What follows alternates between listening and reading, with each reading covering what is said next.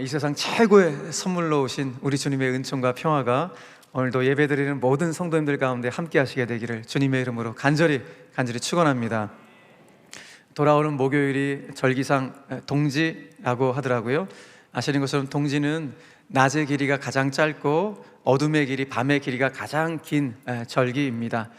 여러분, 그런데 그 동지 무렵에, 어둠의 길이가 가장 길다는 동지 무렵에 성탄절이 가장 가까이 붙어 있다는 것이 굉장히 의미심장하지 않습니까? 그렇구나.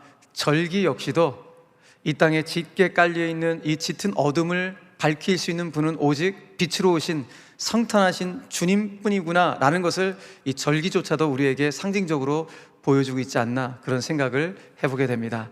아무튼 오늘도 예배드리는 모든 성도님들의 삶과 가정과 일터 위에 어둡고 우울한 소식들은 다 물러가길 바라고, 빛처럼 우리 가운데 찾아오신 그 주님으로 말미암아 따뜻하고 훈훈한 소식들이 여러분 삶 가운데 가득하시게 되기를 주님의 이름으로 간절히 축원합니다.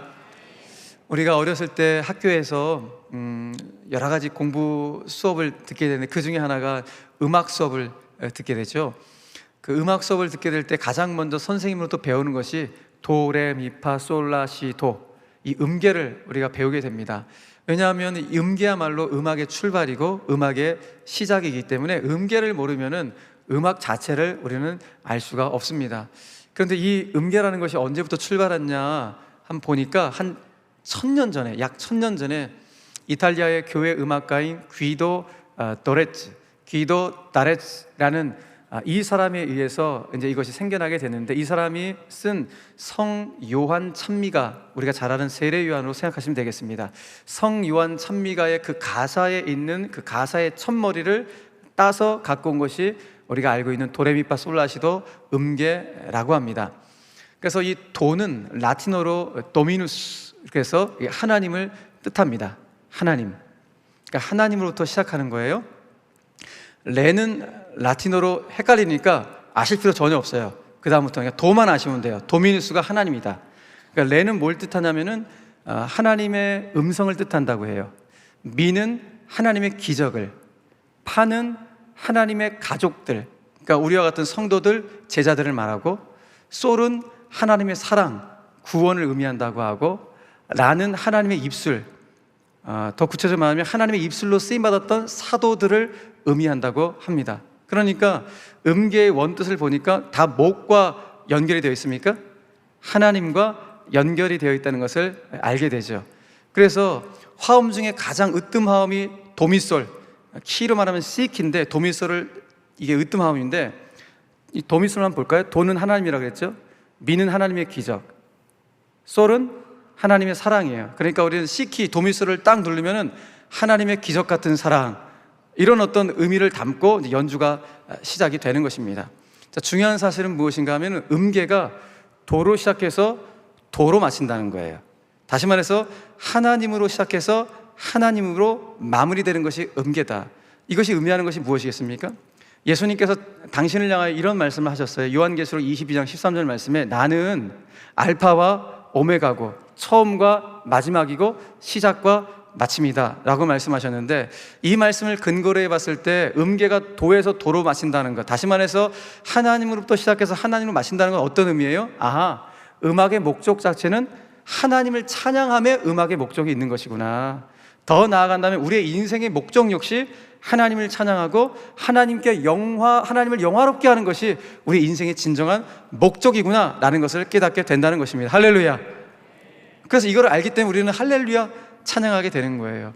우리가 지난번 할렐루야라는 설교 제목을 통하여 여러분 함께 말씀을 나누었듯이, 할렐루야는 말 그대로 여호와를 찬양하라, 하나님을 찬양하라 라는 의미를 가지고 있어요. 할렐루야라는 단어, 히브리어 단어를 한번 분석을 해보면은, 할렐루 했을 때 이 할랄이라는 동사인데, 이 할랄이라는 동사는 찬양하다 라는 의미를 가지고 있어요. 끝에 있는 야는 이게 아니라 야는 야훼, 여호와, 하나님을 의미하는 거예요. 그러니까 앞에 할랄은 찬양하다, 야는 하나님이에요. 자, 그렇다면 할렐루야에서 강조점은 앞에 있는 할렐루야에 있겠어요? 야에 있겠어요? 야에 있는 거예요. 그렇죠?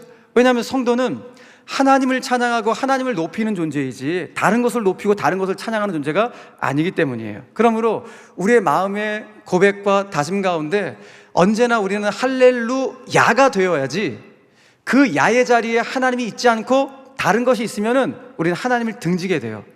할렐루 사이비 종교, 사이비 교주, 할렐루 우상, 할렐루 돈, 할렐루 권력이 되면 여러분들 그 끝에 있는 것을 높이고 찬양하는 것이 되는 것이겠죠. 그러나 우리는 그 다른 것을 찬양하는 자가 아니라 야를 찬양하는 자예요. 다시 말해서 하나님을 높이고 하나님을 찬양하는 자라는 거예요. 그러므로 할렐루야는 이렇게 성도들을 반갑게 맞이했을 때 성도로서의 어떤 인사를 넘어서, 또 어떤 분은 주문으로 하는 분도 계신데 주문도 아니라 할렐루야의 진정한 의미는 다른 것이 아니라 내가 할렐루야 할 때마다 하나님, 제가 하나님만을 자랑하겠습니다, 하나님을 높이겠습니다, 그리고 하나님께만 영광을 돌리며 살겠습니다라는 거룩한 신앙의 고백과 다짐이 할렐루야예요. 그러므로 오늘 주님의 오심을 기다리는 대림절 네 번째 주일을 맞이해서 오늘 저와 여러분들의 인생의 할렐루야가 인사를 넘어서서, 또 흔히 잘못 알고 있는 주문을 넘어서서 진짜 내가 할렐루야를 고백할 때마다 주님, 저는 하나님께만 영광 돌리는 삶,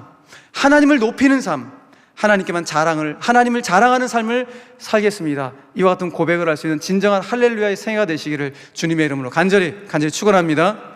오늘 우리가 읽은 본문은 마리아의 신앙 고백과 다짐이라 할 수 있는 마리아의 할렐루야예요. 그걸 보여주는 것을 우리가 읽었던 것입니다. 오늘 우리가 읽은 누가복음 요 말씀은요, 라틴어로 우리가 음악을 하시는 분들은 많이 들어보셨을 거예요. 마그니피카트라는 제목을 가지고 있는 본문입니다. 마그니피카트가 무엇인가 하면 마리아의 찬가라는 의미예요. 그 마그니피카트라는 단어가 어디서 유래했는가? 너무 단순해요. 라틴어 성경에 보니까 오늘 본문 46절 자체가 마리아의 찬가 시작하는 단어 자체가 마그니피카트이기 때문에 이 본문 전체가 다 마리아의 찬가 마그니피카트라고 이제 유래가 되었습니다. 자, 오늘 그런데 저와 여러분들하고 이 마그니피카트, 마리아의 찬가 안에 있는 내용을 묵상하면서 뭘 중점적으로 보려고 하는가? 다른 것이 아니라 우리가 신앙의 여정을 걸어가면서 정말로 우리가 바라봐야 될 것, 걸어갈 어떤 향방, 이런 것들을 우리가 제대로 붙잡고 살아가야 되죠. 그걸 우리가 지향이라고 그러는데, 우리의 바른 신앙의 지향이 있어야 될 텐데, 오늘 본문 속에서 우리 성도들이 반드시 확인하고 또 붙잡아야 될 바른 신앙의 지향이 무엇인지 오늘 본문 속에서 두 가지를 한번 생각해 보려고 합니다. 여러 가지 신앙의 지향점도 있겠지만 오늘 본문 속에서 두 가지를 여러분들과 함께 묵상하면서 기도의 제목으로 삼으려고 합니다. 그 첫 번째가 무엇인가? 성도는 하나님을 기뻐하는 것을 내 인생의 최고의 파워, 힘으로 삼아야 한다는 거예요. 성도의 최고의 힘이 뭐냐? 하나님을 기뻐하는 것이다 라는 것을 반드시 우리 신비 가운데 새기셔야 돼요. 자, 오늘 우리가 이제 마리아의 찬가, 이 마그니피카트 내용을 좀 묵상하려고 하는데요, 오늘 본문을 좀 깊이 좀 묵상하기 위해서는 우리가 지난주 말씀을 다시 한번 리뷰를 하면서 오늘 본문으로 좀 들어갈 필요가 있습니다. 자, 가브리엘 천사가 마리아를 찾아왔어요. 찾아와서 네가 성령으로 말미암아 잉태를 하게 될 거야, 아기를 낳게 될 거야 라고 이야기를 해준 거예요. 마리아 입장에서는 충격적인 소식을 전한 것이죠. 정말 두렵고 떨리는 그런 마음이 마리아 가운데 임했습니다. 그래서 그 두렵고 떨리는 마음으로 가브리엘 천사 가운데 반문을 했어요. 아니, 나는 남자를 알지 못하는데 아직 나를 통해서 어떻게 아이가 나올 수가 있습니까? 라고 반문을 합니다. 그때 반문하는 마리아를 향하여 천사가 이렇게 말을 해요. 야, 그거 가능해. 어떻게 가능한지 아니? 그것은 성령의 능력이 너를 덮고 지극히 높으신 하나님의 능력이 너를 덮었기 때문에 네가 남자를 알지 못해도 너의 몸을 통해서 아이가 잉태될 수 있어 라고 이야기를 하는 거예요. 마리아가 깜짝 놀랐겠죠. 아니, 어떻게 그게 말이 됩니까? 믿지 못겠다는 그런 표정을 하니까 가브리엘 천사가 증거를 하나 보여주는 거예요. 어떤 증거인가? 야, 너의 친척 엘리사벳 어르신 있지? 그 엘리사벳 어르신도 임신했단다. 그분 생리학적으로 임신할 수 없을 텐데 그분에게도 성령의 능력이 임하고 지극히 높으신 하나님의 능력이 임하로 말미암아 그 엘리사벳 어르신도 임신을 됐어 라고 이야기를 해요. 여러분, 사실 우리가 알듯이 엘리사벳 연세가 많으셔갖고 생물학적으로 임신한다는 건 거의 불가능한 상태인데 그녀 가운데도 하나님의 능력이 임함으로 말미암아 지금 임신 6개월이 된 거예요. 지금 너의 친척 엘리사벳도 임신 6개월이 됐어 라고 이야기하니까 마리아가 그걸 받고서 정말요? 나는 어떤 그런 충격적인 어떤 그 반응을 보였던 것이죠. 그런데 제가 직접 제 눈으로 확인하지 않고는 못 믿겠어요 라고 했던 것 같아요. 그래서 마리아가 내가 직접 확인하기 위해서 내가 가겠습니다. 그래서 본인이 살고 있는 여기 갈릴리 나사렛에서 엘리사벳이 살고 있는 저 유대 산골 마을, 본인이 살고 있는 곳에서 유대 산골까지 약 200km를 걸어서 그걸 확인하러 가는 거예요. 누가? 임산부가. 임신 초기에 정말 조심해야 되는데 그 200km를 임산부가 이제 지금 확인하기 위해서 가는 거예요. 여러분, 이때 마리아가 무엇을 생각하며 갔을까요? 도대체 내가 임신한 거 이게 무슨 뜻이야? 나 남자를 알지 못하는데, 그리고 저 어르신 엘리사벳이 임신했다고? 저건 말도 안 되는 일인데 내가 지금 여기를 왜 가야 되지? 뭐 이런 의심을 하면서 200km를 아마 걸어가게 됐을 것입니다. 드디어 현장에 도착했습니다. 현장에 도착했으니 정말 엘리사벳이 이야기한 대로 그 엘리사벳 어르신이 임신 6개월이 되었고 배가 이렇게 나와 있는 거예요. 그걸 확인하고 나니까 드디어 비로소 마리아도 나를 향하신 하나님의 뜻이 무엇인지를 마리아도 비로소 수용하게 되더라 라는 내용이 우리 지난주 앞에 내용이었어요. 여러분, 오늘 본문 끝에 보니까 마리아가 엘리사벳 집에서 몇 달 동안 기거를 했대요? 3개월 동안 엘리사벳 집에서 기거를 했대요. 한번 상상해 봅시다. 이 3개월 동안 임신한 어르신 그리고 임신한 소녀, 이 두 사람이 3개월 동안 무슨 대화를 했을까요? 아마 여러 가지 속마음들을 다 나눴겠죠. 내가 아이를 낳으면은 저는 이렇게 아이를 키울 거예요. 엄마의 의미는 뭘까? 뭐 이런 내용 나누고, 특별히 마리아 입장에서는 그 어르신 가운데 조언도 부탁했겠죠. 어르신, 저 남자를 알지 못하는데, 저 남자하고 관계도 안 했는데 제가 잉태를 해버렸어요. 제가 이게 하나님의 뜻이라는 거 제가 믿지만은 세상 사람들은 믿지 않을 거예요. 제가 아이를 낳고 나면 수많은 의혹의 눈초리가 저에게 막 쏟아질 텐데 저 이걸 어떻게 견뎌내야 되죠? 이런 조언도 구했을 거예요. 그럼 엘리사벳이 이렇게 하자라면서, 아무튼 지금 이 3개월 기간 동안 임신한 어르신과 임신한 소녀가 서로가 의지하고 서로 격려하고 서로 응원하면서 이렇게 속마음을 나누는 관계가 된 것이죠. 여러분, 마리아의 찬가는 바로 이 관계 속에서 터져나온 것이 마리아의 찬가예요.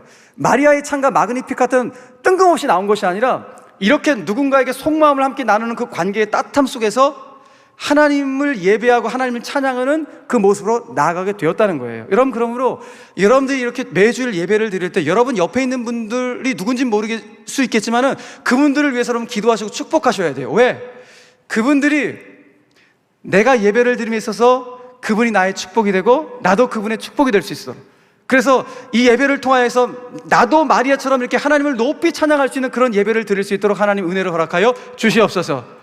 그러니까 마리아가 이렇게 자기 속마음을 나눌 수 있는 그런 사람과의 따뜻한 관계 속에서 하나님을 높이 찬양하는 그 모습을 우리에게 보여주었듯이 우리들도 그런 관계가 예배 속에 있어야 돼요. 그러므로 내 옆에 있는 성도들 사실 늘 앉는 데 앉으시잖아요.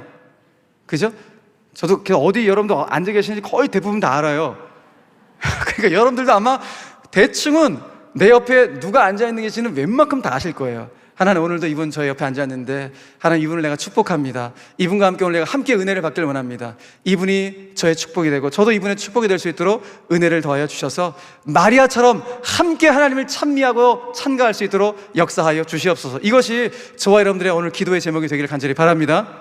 그래요. 마리아의 찬가는 뜬금없이 나온 것이 아니라 이런 관계 속에서 터져나오게 된 거예요. 자, 오늘 마리아의 찬가가 좀 긴데 전반부와 좀 후반부를 나눠서 한번 우리가 읽어보도록 하겠습니다. 먼저 전반부의 마리아의 찬가, 어떻게 오늘 하나님을 찬양하고 있는지 한번 볼까요? 자, 46절로 50절 말씀 제가 읽을 테니까 여러분 눈으로 한번 확인해 보세요.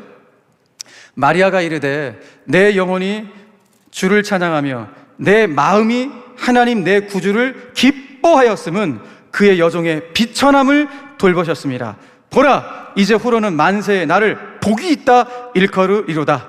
능하신 이가 큰 일을 내게 행하셨으니 그 이름이 거룩하시며 긍휼하심이 두려워하는 자에게 대대로 이르는도다. 아멘. 여러분 보세요. 지금 마리아의 이 찬양한 노랫말을 한번 우리가 읽었거든요. 이 노랫말이 굉장히 힘이 있어요. 본인이 하나님을 기뻐하겠대요. 자기 마음 안에서, 영혼 안에서 힘을 다하여 하나님을 기뻐하겠다고 우리는 찬양하고 있는 모습이에요.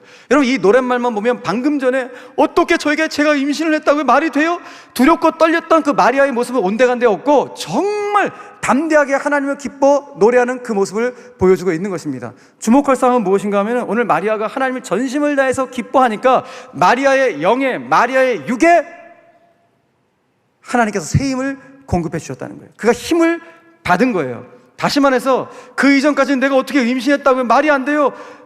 그 근심과 걱정에 짓눌려서 주저앉아 버렸던 그녀의 삶이 하나님을 기뻐하고 나니까 완전히 다시 벌떡 일어서는 존재가 되어버렸다는 거예요. 하나님을 기뻐하고 나니까 이제는 하나님께서 내 삶 가운데 큰 일을 행하실 것을 기대하는 그런 삶으로 나아가게 되었다는 거예요. 할렐루야. 아니, 그 이전까지는 주저앉아 버린 삶이었잖아요. 근심하고 걱정하고 내가 이 아이를 어떻게 키워 그랬는데, 이제는 찬양의 모습이 뭐예요? 하나님께서 큰 일을 행하실 거라는 거예요. 나에게 잉태케 하신 하나님의 능력으로 말미암아 능하신 하나님이 내 삶 가운데 놀라운 일들을 행하실 것이기 때문에 내가 하나님을 기뻐 찬양합니다. 하나님을 기뻐하니까 새 힘을 주시고 새 능력을 주시는 벌떡 일어서는 존재가 되었으니, 오늘 여러분들도 예배를 드실 때 하나님을 기뻐하시길 바랍니다. 그냥 예배 드리지 마시고 매주일 예배 드릴 때 하나님을 기뻐하시고 하나님을 사모하시고 하나님을 갈망해 보세요. 그러면 오늘 이 한 주간 예배를 통해서 또 한 주간 살아갈 새 힘과 새 능력을 하나님이 여러분들 가운데 공급해 주실 줄 믿으시길 바랍니다. 벌떡 일어서는 존재가 되는 거예요. 기대하는 존재가 되는 거예요. 그래, 오늘 예배를 드리고 나서 한 주간 내 삶 가운데 하나님께서 큰 일을 행하실 거야, 이 기대감을 가지고 예배 자리를 떠나가게 되는데, 오늘 마리아의 영성이 여러분들의 영성이 되기를 주님의 이름으로 간절히 축원합니다. 말씀 그대로의 어떤 말씀인가? 여러분, 느헤미야서 8장 10절 말씀 보니까 이렇게 말씀해요. 다 같이 시작. 여호와로 인하여 기뻐하는 것이 너희의 힘이니라. 할렐루야. 예, 여호와로 인하여, 하나님 때문에 기뻐하는 것이 내 인생의 최고의 힘이라는 거예요. 여러분, 이걸 진짜 믿으셔야 돼요. 마리아가 지금 이 말씀의 능력을 경험하고 있는 것입니다. 여러분, 그래서 오늘 예수님의 오심을 기다리는 대림절 네 번째 주일을 맞이해서 사랑하는 성도 여러분, 하나님을 기뻐함을 내 인생의 최고의 파워와 힘으로 삼을 수 있는 우리 모든 제1의 영가족들, 멋진 예배자들 다 되시기를 주 예수 그리스도의 이름으로 간절히 축원합니다. 자, 한 걸음 더 나아가서 오늘 본문 속에서 우리가 또 한 번 붙잡아야 될 신앙의 지향점이 무엇인가? 첫 번째는 성도는 하나님을 찬양함을 자기의 힘으로 삼아야 된다. 두 번째는 성도는 아기 예수의 겸손함을 자기의 인격으로 삼아야 된다라는 사실을 우리는 본문을 통해서 발견하게 됩니다. 여러분, 오늘 마리아가 하나님을 찬양했는데요, 오늘 본문 속에 보니까 본인이 왜 하나님을 기뻐 찬양하는지 그 이유를 두 가지를 밝혔어요. 무엇입니까? 첫 번째는 하나님이 비천한 나를 돌보셨기 때문에 내가 정말로 하나님을 기뻐합니다라고 노래를 해요. 또 하나는 하나님이 내 인생 가운데 큰 일을 행하셨기 때문에 내 마음이, 내 영혼이 하나님을 기뻐합니다라고 노래하고 있어요. 여러분, 그런데 오늘 마리아가 기뻐하는 이유 두 가지를 보니까 이 두 가지 이유가 실은 우리가 하나님을 찬양할 수밖에 없는 이유임을 발견하게 됩니다. 그렇죠. 왜 그렇습니까? 비천한 나,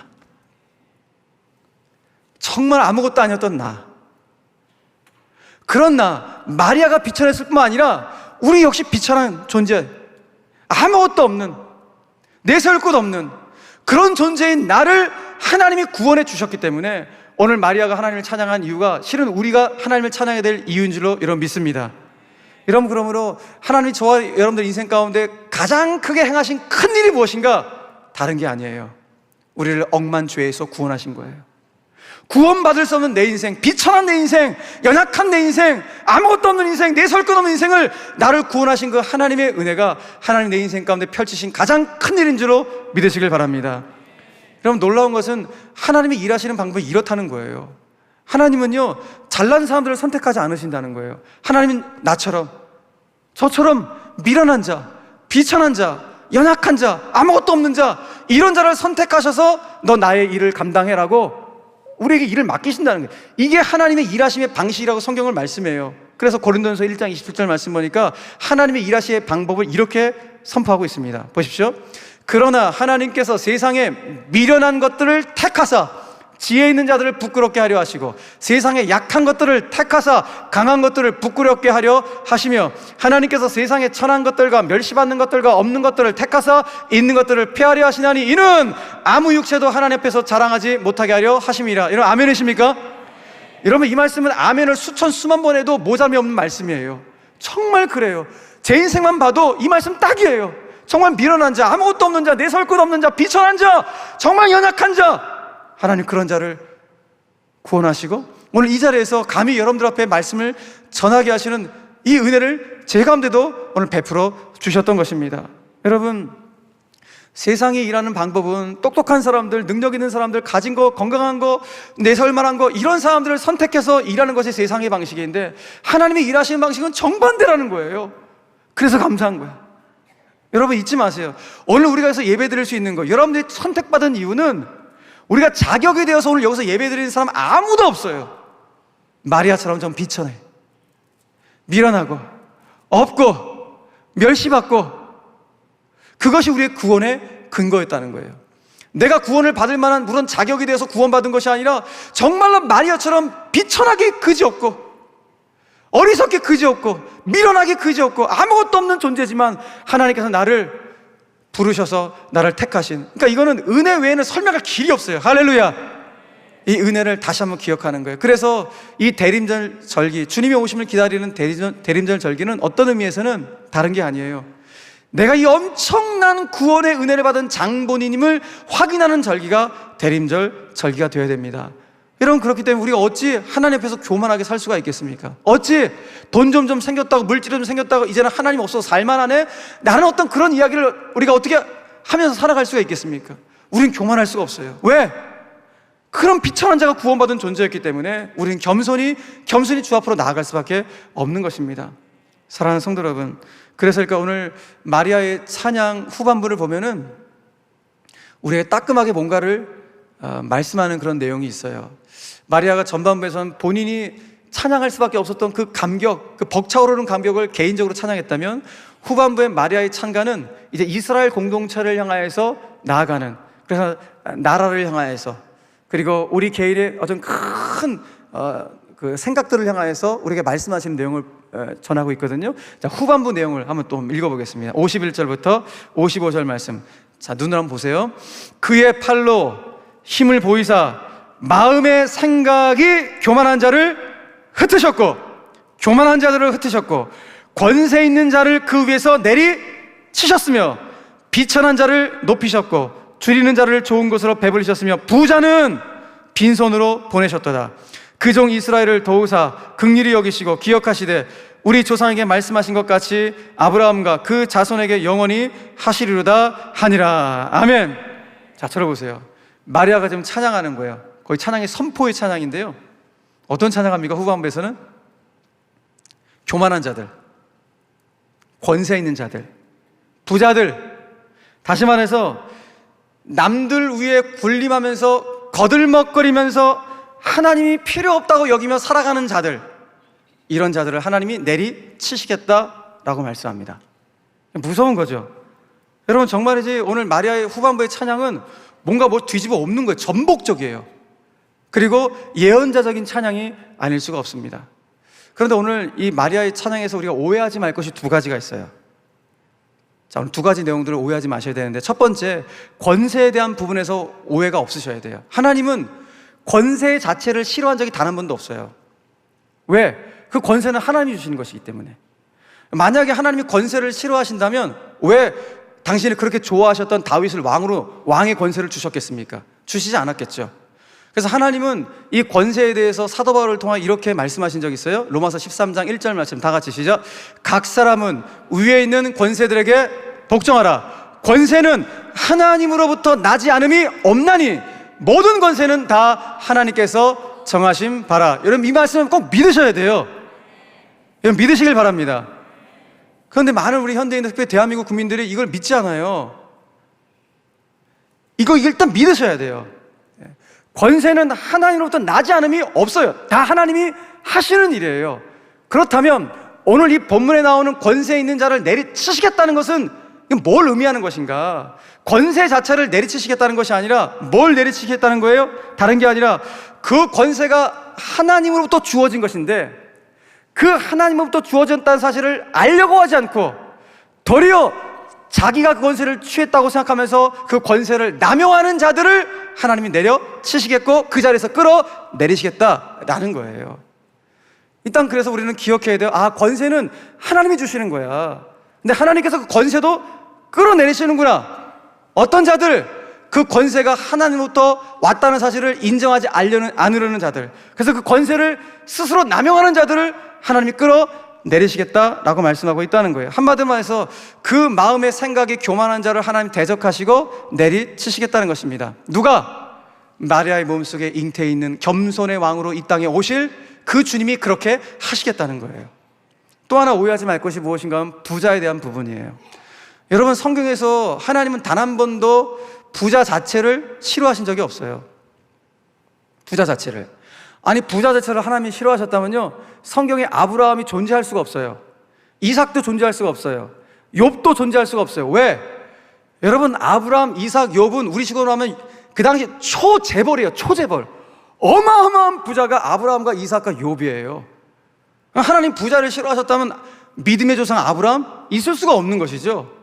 그렇다면 오늘 여기서 부자를 빈손으로 보내시겠다는 이 예언자적 그 노래, 이 찬미 속에 나오는 이 내용은 뭔가 다른 게 아니에요. 돈이 좀 있다고 사람들을 하대하며 남 배고픈 사정 아랑곳하지 않는 무심한 사람들, 또한 돈 좀 있다고 이제는 하나님 없이도 살만하네 라고 생각하는 그 교만한 자들, 그런 자들을 향해서 하나님이 정신 차리게 하시겠다라는 의미로 이 찬가가 마리아 입술을 통하여 오늘 터져나오고 있다는 거예요. 이 역시 그 마음의 교만한 자들을 하나님이 대적하시고 내리치시겠다는 그런 의미예요. 누가? 마리아의 몸속에서 잉태되어 있는 겸손의 왕으로 이 땅에 오실 바로 그 주님이 이와 같은 일들을 하실 것이다 라고 말입니다. 사랑하는 성도 여러분, 그러므로 주님의 오심을 기다리는 대림절 네 번째 주일을 맞이해서 이 대림절은 우리에게 이 말씀에 근거해 본다면 어떤 의미인가? 다른 것이 아니라 대림절은 겸손의 왕으로 이 땅에 오신 그 아기 예수 앞에서 주님보다 자꾸 높아지려고 하는 우리의 교만한 마음을 참회하고 회개하는 절기가 대림절 절기임을 우리는 깨닫게 됩니다. 여러분, 그렇기 때문에 오늘 우리의 심령 안에, 그리고 우리 교회 공동체 안에 다시금 울려 퍼져야 돼. 무엇이? 이 마리아의 찬가가 다시 우리 심령 안에, 우리 공동체 안에 울려 퍼져야 됩니다. 그래서 교만하려 했던 그 마음은 꺾여지고 도리어 겸손의 영성으로 무장하여 주님이 낮고 낮은 곳으로 내려오셨듯이 우리들도 겸손의 영성, 겸손의 옷으로 갈아입어서 우리도 낮은 곳으로 내려가야 됩니다.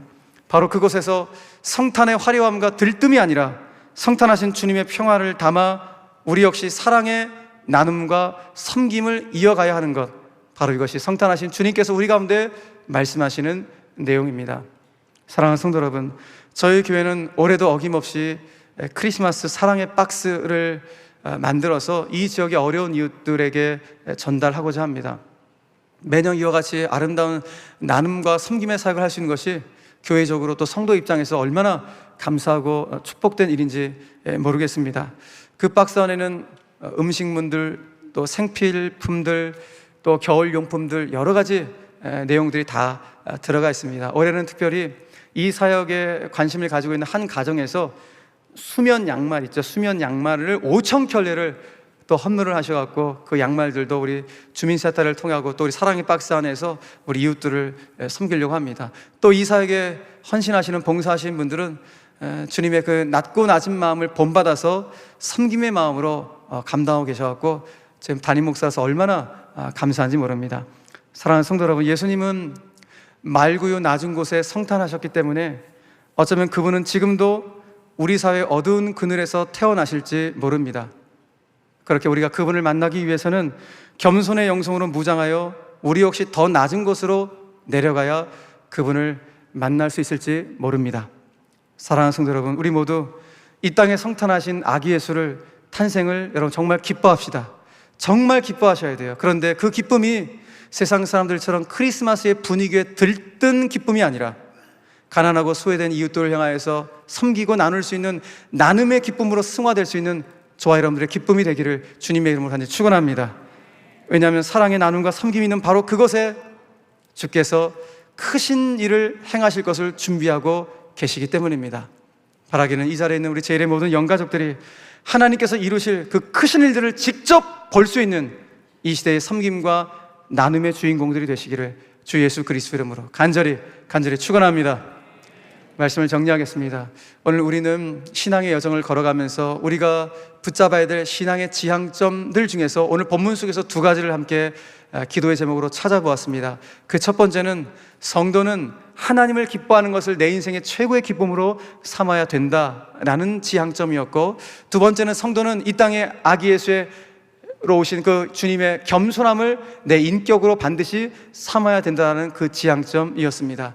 사랑하는 성도 여러분, 성탄절을 한 주 앞둔 오늘 이 두 가지 지향점들이 저와 여러분들의 삶을 더욱 굳건하게 붙잡아 가기를 간절히 바랍니다.